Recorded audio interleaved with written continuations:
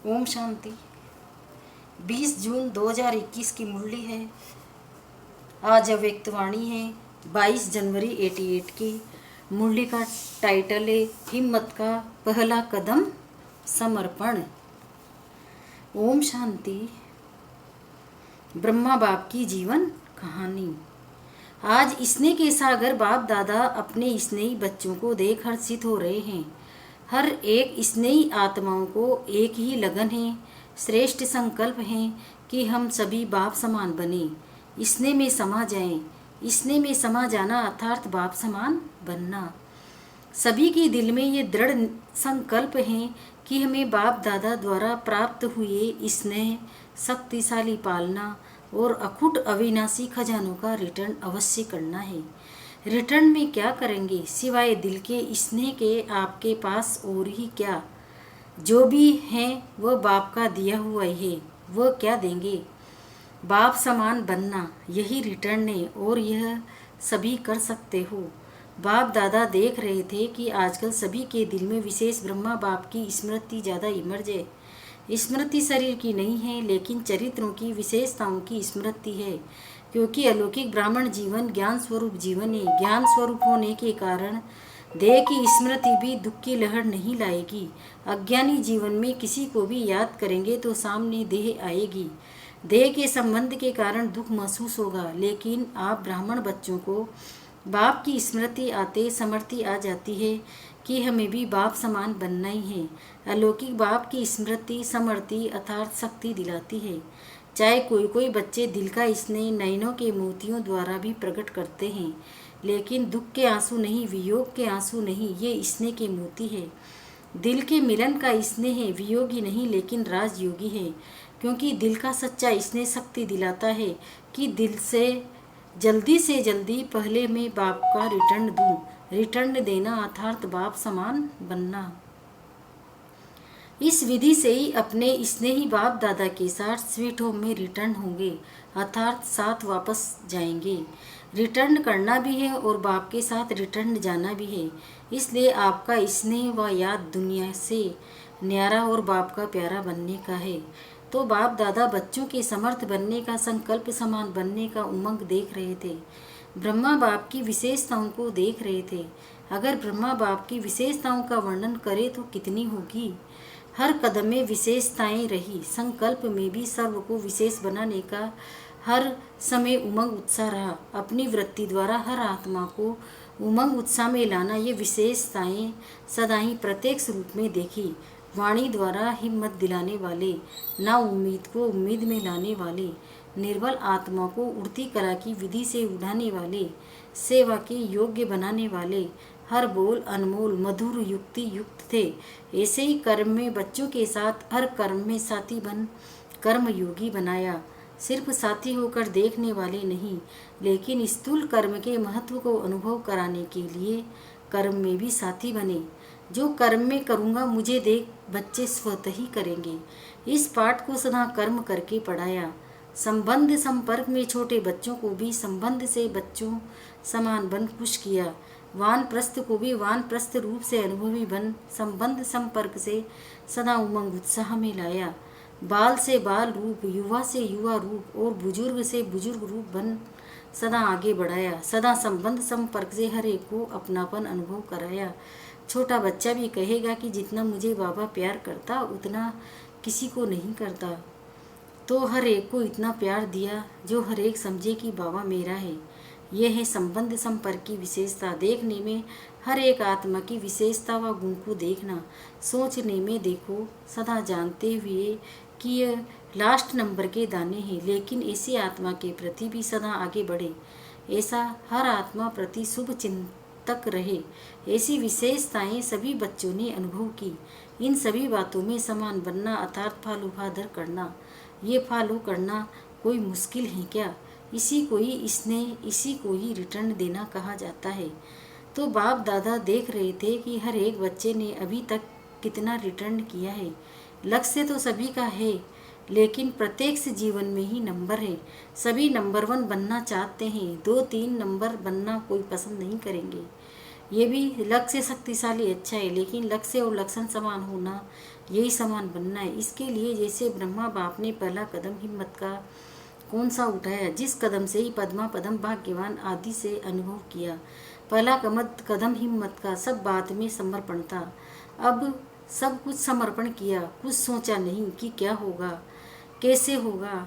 एक सेकंड में बाप की श्रेष्ठ मत प्रमाण। बाप ने इशारा दिया, बाप का इशारा और ब्रह्मा का कर्म व कदम, इसको कहते हैं हिम्मत का पहला कदम।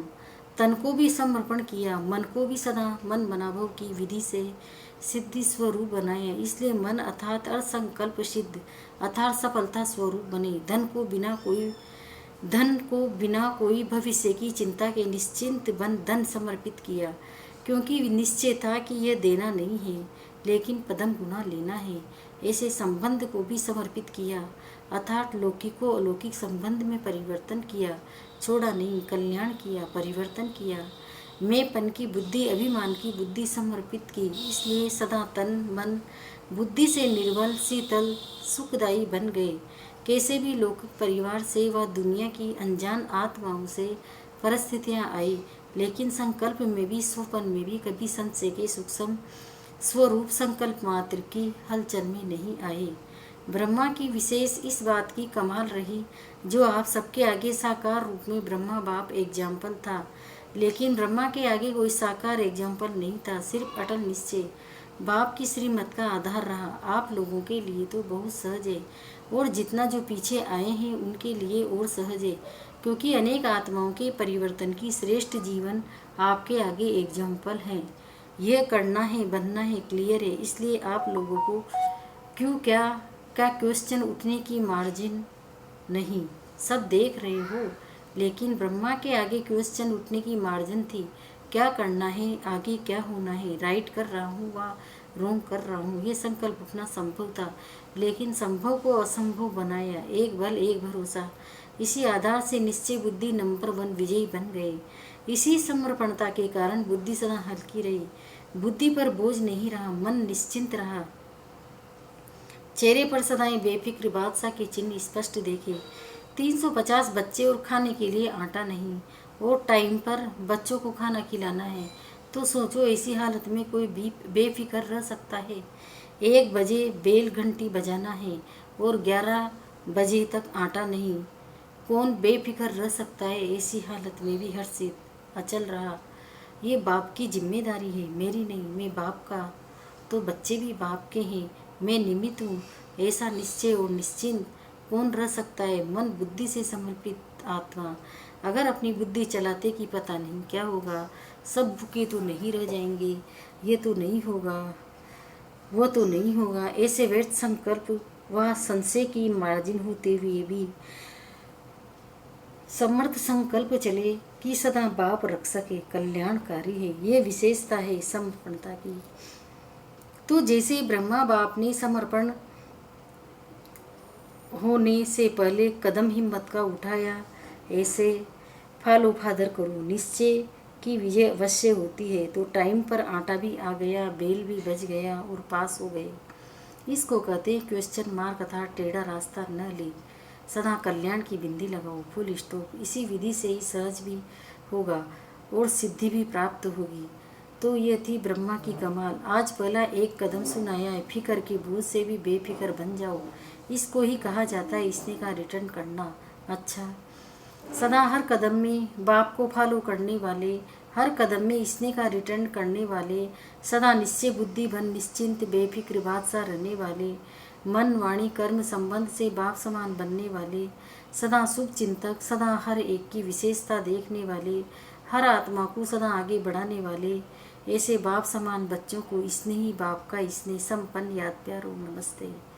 हम बच्चों का भी बाप दादा को याद प्यार और नमस्ते। शुक्रिया बाबा, शुक्रिया आपका पद्मा पदम, शुक्रिया। पार्टियों से मुलाकात। पहला है, अपने को ऊंचे ते ऊंचे बाप की ऊंचे ते ऊंची ब्राह्मण आत्माएं समझते हो। ब्राह्मण सबसे ऊंचे गाए जाते हैं। ऊंचे की निशानी सदा ब्राह्मणों की चोटी दिखाते हैं। दुनिया वालों ने नामधारी ब्राह्मणों की निशानी चोटी दिखा दी, तो चोटी रखने वाले नहीं, लेकिन चोटी की स्थिति में रहने वाले। उन्होंने स्थूल निशानी दिखा दी, वास्तव में है ऊंची स्थिति में रहने वाले। ब्राह्मणों को पुरुषोत्तम कहा जाता है। पुरुषोत्तम अर्थात पुरुषों से उत्तम, साधारण मनुष्य आत्माओं से उत्तम। ऐसे पुरुषोत्तम होना मनुष्य आत्मा को भी कहते हैं श्रेष्ठ आत्मा बनने वाले, अर्थात पुरुषों से उत्तम पुरुष बनने वाले। देवताओं को भी पुरुषोत्तम कहते हैं क्योंकि देव आत्माएं हैं। आप देव आत्माओं से भी ऊंचे ब्राह्मण हो। ये नशा सदा रहे। दूसरे नशे के लिए कहेंगे कम करो, रूहानी नशे के लिए बाप कहते हैं बढ़ाते चलो, क्योंकि ये नशा नुकसान वाला नहीं है और सभी नुकसान वाले हैं। ये चढ़ाने वाला है, वह गिराने वाले हैं। अगर रूहानी नशा उतर गया तो पुरानी दुनिया की स्मृति आ जाएगी। नशा चढ़ा हुआ होगा तो नई दुनिया की स्मृति रहेगी। ये ब्राह्मण संसार भी नया संसार है। सतयुग में भी ये संसार सतयुग से भी ये संसार अति श्रेष्ठ है। तो सदा इस स्मृति से आगे बढ़ते चलो। दूसरा है, सदा अपने को विश्व रचता बाप की श्रेष्ठ रचना अनुभव करते हो। ब्राह्मण जीवन अर्थात विश्व रचिता की श्रेष्ठ रचना, हर एक डायरेक्ट बाप की रचना है। ये नशा है। दुनिया वाले तो सिर्फ अनजान बन के कहते हैं कि हमको भगवान ने पैदा किया है। आप सभी भी पहले अनजान होकर कहते थे, लेकिन अभी जानते हो कि हम शिववंशी ब्रह्मा कुमार कुमारी है। तो अभी ज्ञान के आधार से समझ से कहते हो कि हमको भगवान ने पैदा किया। हम मुख वंशावली हैं, डायरेक्ट बाप के ब्रह्मा द्वारा रचना रची है। तो बाप दादा व माता पिता की रचना हो, डायरेक्ट भगवान की रचना, ये अभी अनुभव से कह सकते हो।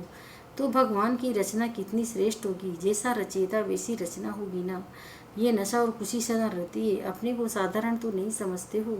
ये राज जब बुद्धि में आ जाता है तो सदा ही रूहानी नशा और खुशी चेहरे पर वह चलन में स्वतः ही रहती है।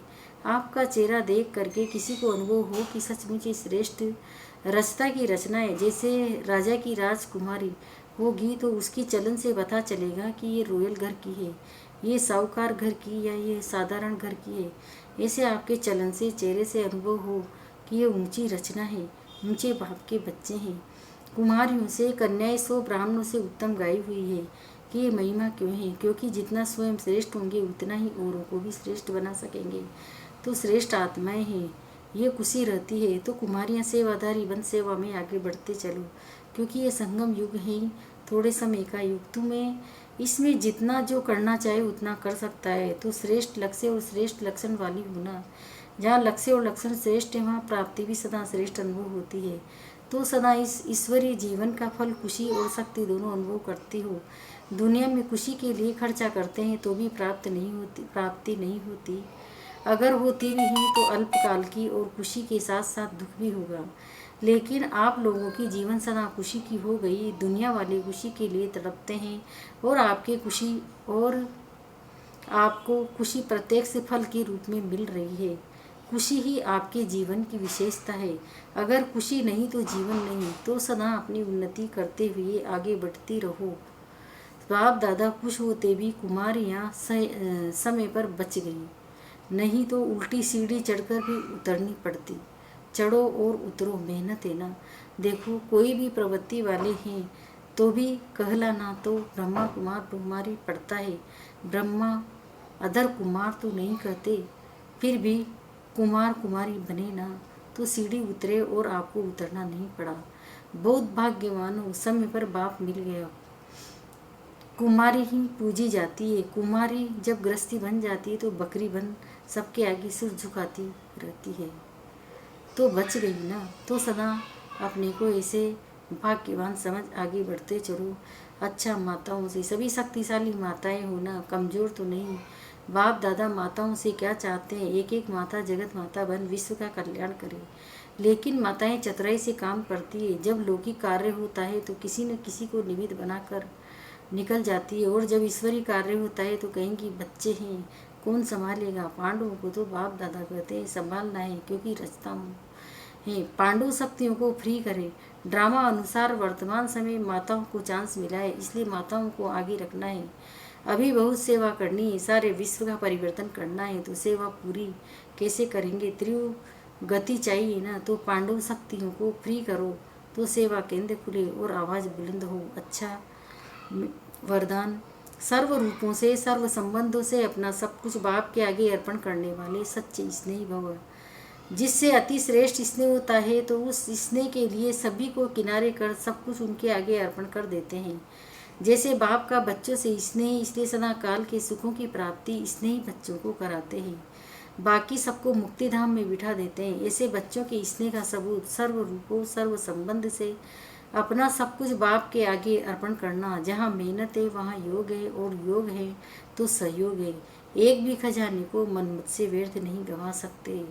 स्लोगन है, साकार कर्म में ब्रह्मा बाप को और अशरीरी बनने में निराकार बाप को फॉलो करो। सूचना है, आज मास का तीसरा रविवार अंतर्राष्ट्रीय योग दिवस है। बाबा के सभी बच्चे साय 6:30 से 7:30 बजे तक विशेष अपने इष्ट देवी मतलब पूज्य स्वरूप में स्थित हो भक्त आत्माओं की पुकार सुने, उपकार करे, रहम दिल दाता स्वरूप में स्थित हो उन्हें सुख शांति की अंजलि देने की सेवा करे। मैं पूज्य आत्मा हूँ, इष्ट देवी हूँ। बाबा की शक्तिशाली किरणें मुझ आत्मा पर पड़ रही है और मुझसे पूरे विश्व में फैल रही है। विश्व की आत्माएं भक्त सब शक्तियों से भरपूर हो रहे हैं, पवित्रता से भरपूर हो रहे हैं, सुख शांति से भरपूर हो रहे हैं। ओम शांति।